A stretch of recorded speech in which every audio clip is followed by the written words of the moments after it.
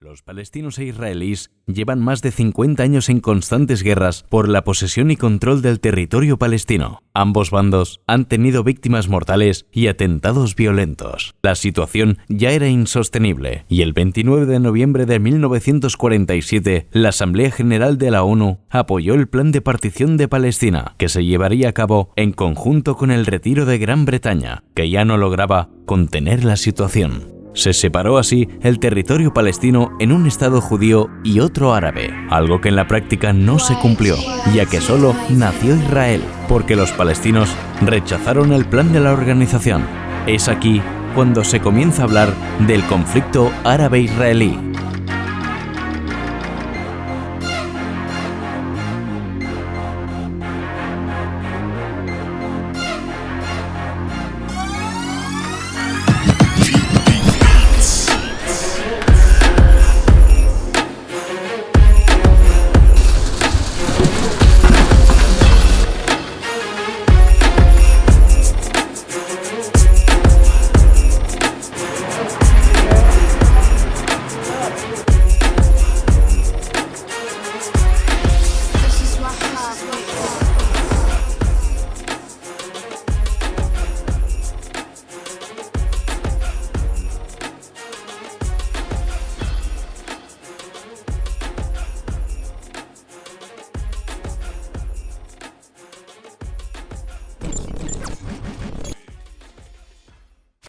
My name is Nidal Abu Maria.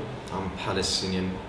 I was born in a city called Hebron Al Khalil, which is the biggest city in the West Bank, in the south of the West Bank. But I've been living in Ramallah for about 10 years now. I'm running 2 hostels, one in Bethlehem, another one in Ramallah.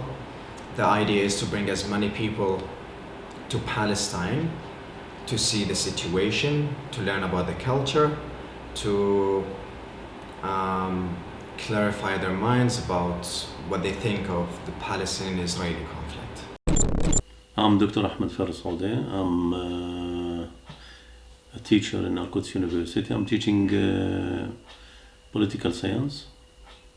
Yes, of course, not, most of the Palestinians were involved in politics, here because of the occupation, And,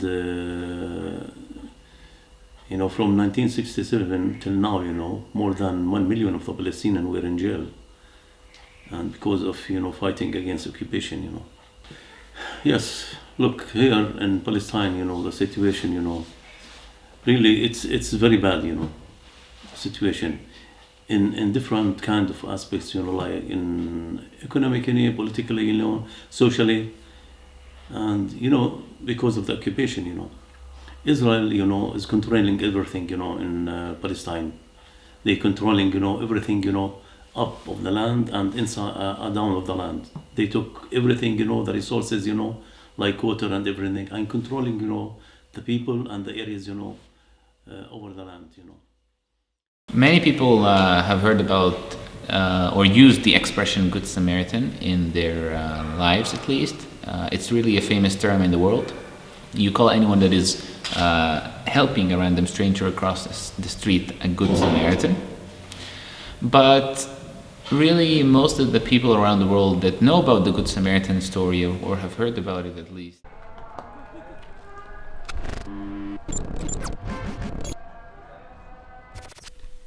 Yes, Intifada, in English, they call it uprising.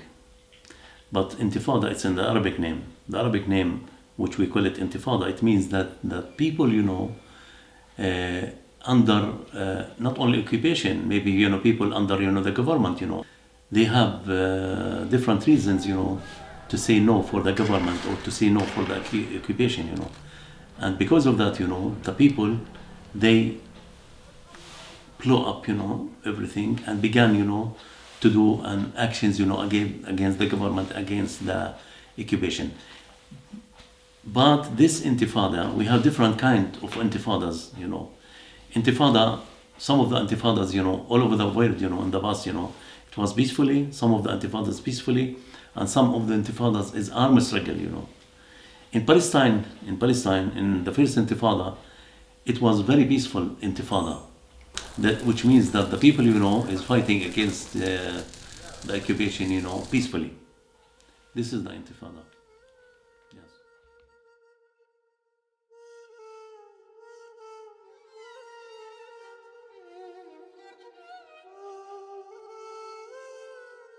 So for example, that's a granite, it's like a granite, it's like in the demonstration time, for example, when they go the military, to the city, and they throw it to the people who making the demonstrations, and and the kids also they threw stones back to them, and the military they go and they threw this for the children, which that also it's dangerous if will touch someone, for example.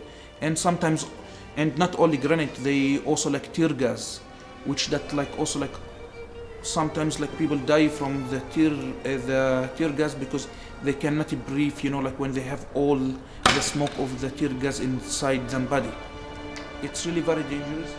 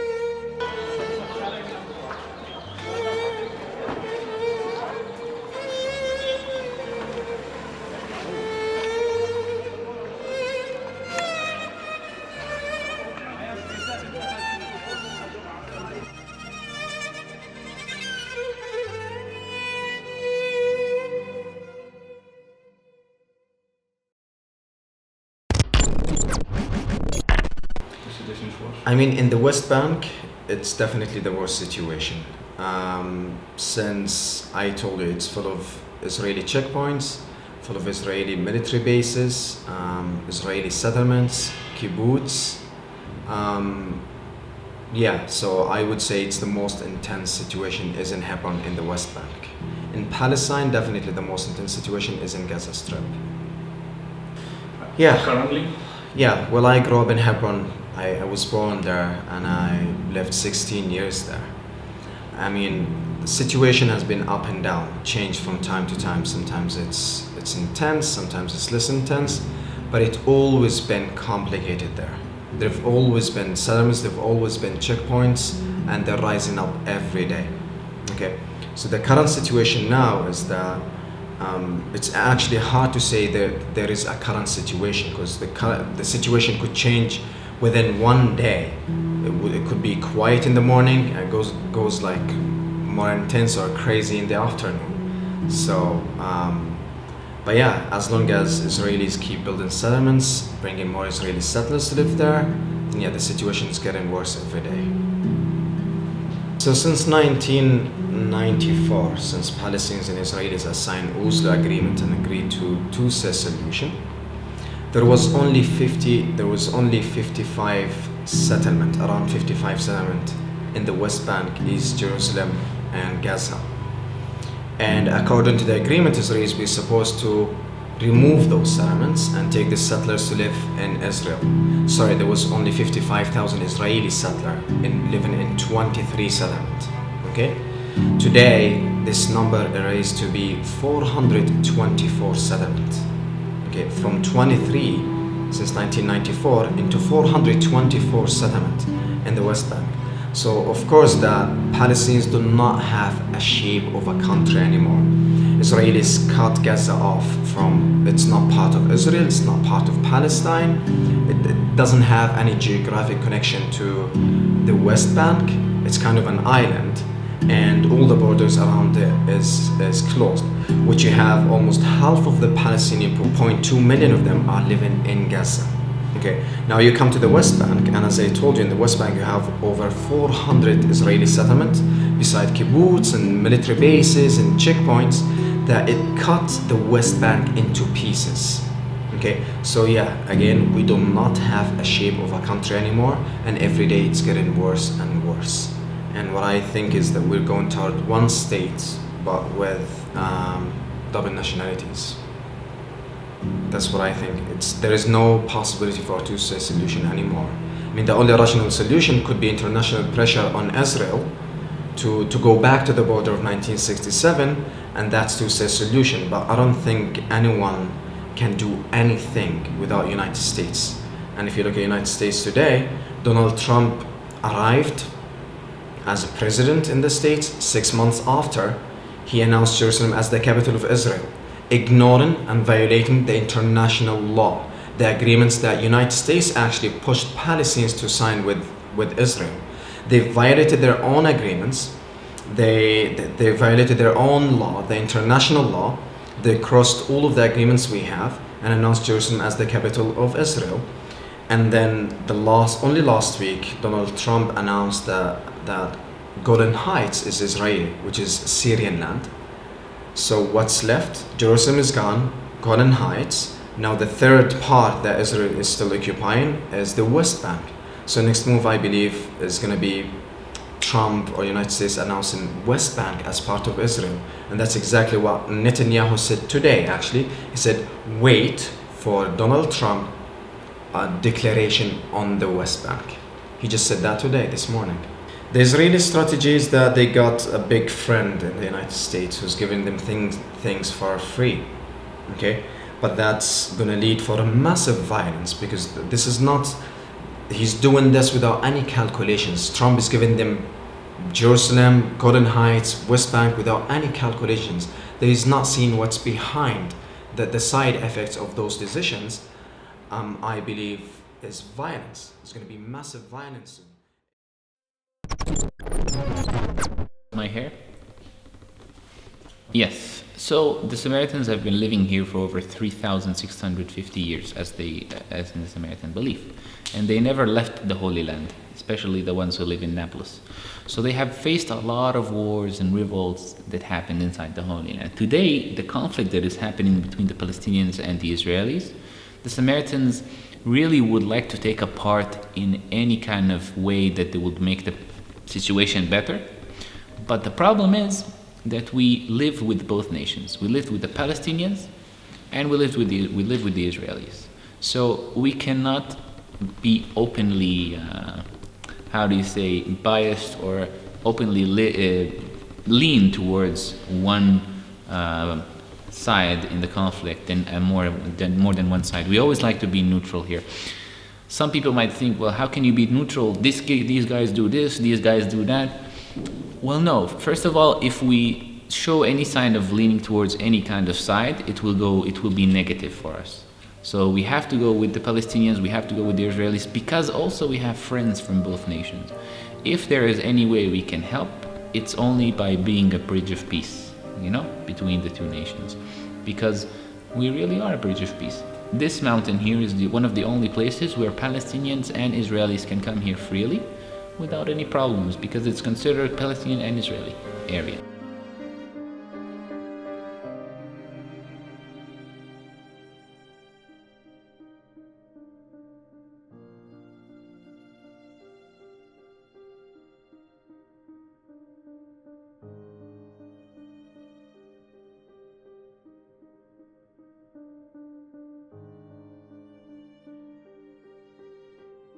So a lot of, one time I almost got shot by an Israeli soldier.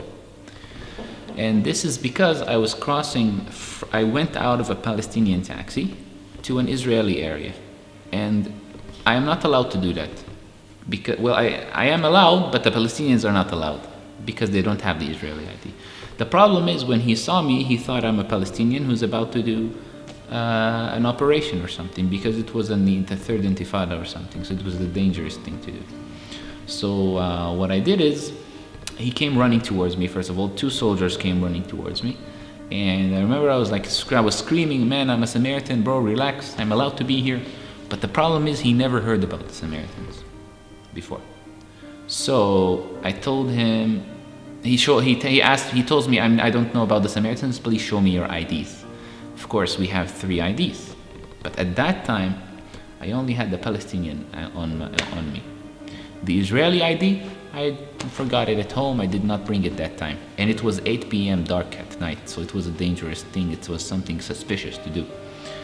So the thing is, I told him, I promise you I have the Israeli ID, but I forgot it at home. He tells me, put everything you have in the ground. So I was doing that, and at the end, I told him, I can show you the Palestinian ID. Here's my name. He saw my name, and it was Abdallah Cohen. Now, Abdallah Cohen is a really weird name if you think about it, because it's a very Arabic first name with a very Jewish second name or last name. And when he saw that, he was very confused. What is he? Is he a Palestinian? Is he an Israeli? Or is he a Jewish family living in Palestine? Can you please explain more? And I gave him the best speech of my life about the Samaritans, And he let me go after like a 15-minute speech. And he told me never to do that again. So we are very, very vulnerable in this conflict. And we try to be as much I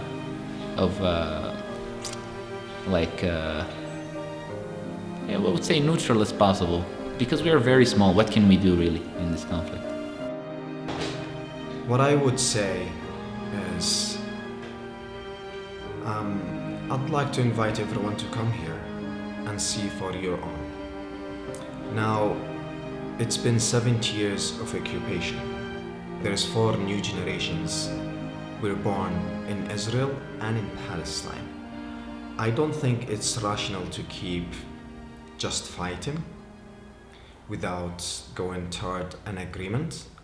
I think we need a political agreement. We need an international agreement, international pressure on both sides, on the Palestinian and in the Israeli side, to agree to something. Because I think very soon it's going to be too late to find any solution. Whether one state or 2-state solution is not going to work at all.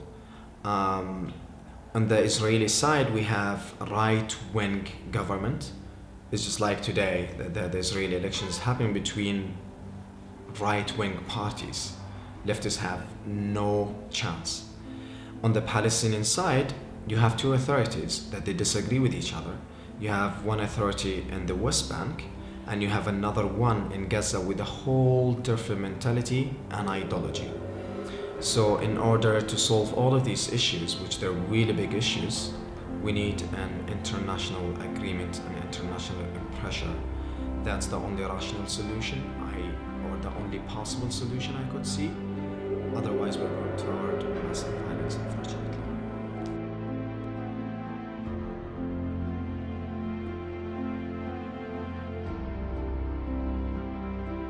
He was going to work. He was going to work, and the occupation soldiers saw him and found him with a knife, him back, and they shooting him, thinking that he was attacking them, that he was a knife for his work. And shoes make. Yeah, he giving him body for him family after 3 months.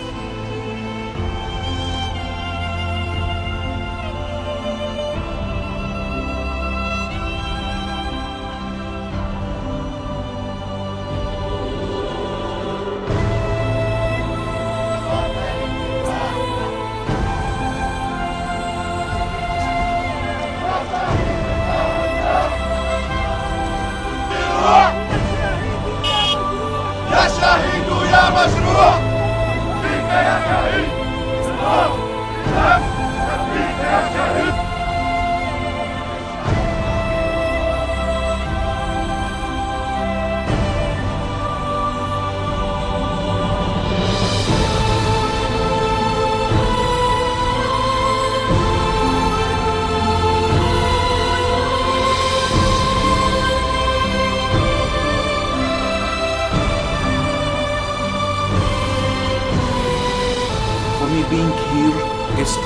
resist.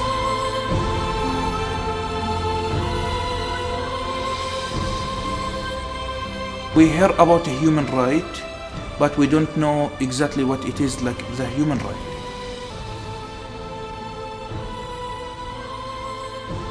United Nations is very useless.